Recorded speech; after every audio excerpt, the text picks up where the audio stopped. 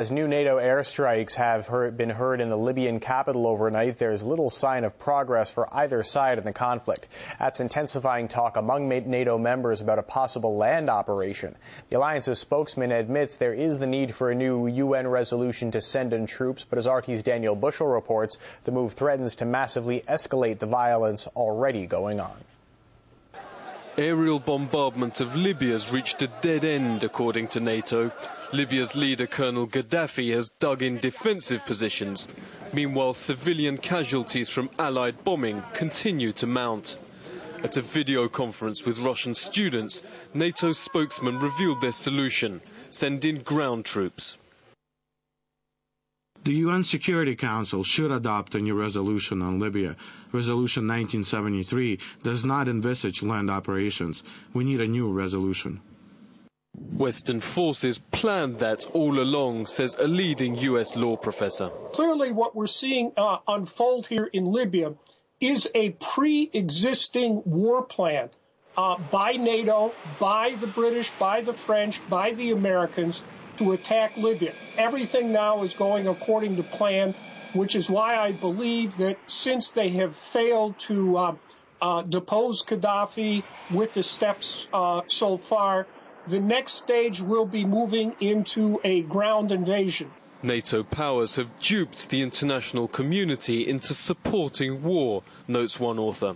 Protecting civilians was the claim, but grabbing the country's resources is their real goal. Yeah, this is one of the most brazen transgressions of rights of nation, national sovereignty and international law that we've seen in the post-World War II period. The West, the US, France and Britain have been covertly, according to the evidence that's leaking out, covertly arming the opposition to Gaddafi in hopes of grabbing control of the oil in the different parts of Libya.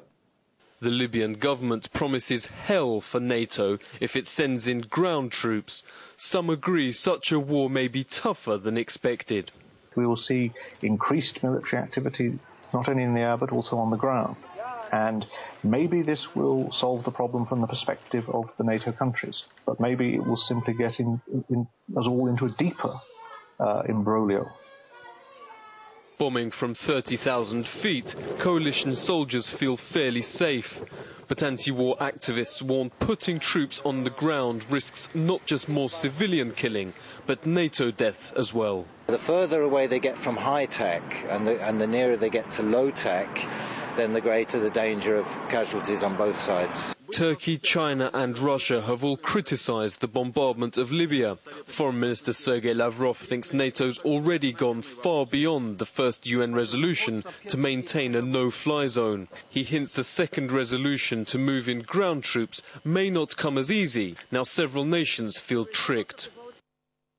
If anybody wants to ask for this mandate, welcome to the UN Security Council. We will discuss, try to understand what is planned, because the digressions from the mandate that we are seeing now are enough to learn lessons. With international opposition on the rise, NATO states face an uphill task to make the case for more war. While Britain's Prime Minister ruled out sending ground troops to Libya, his Defence Secretary admitted to Parliament they plan exactly that. But UN members are angered at the number of civilian deaths from NATO bombing and are unlikely to welcome escalation of the conflict. Daniel Bushell, RT.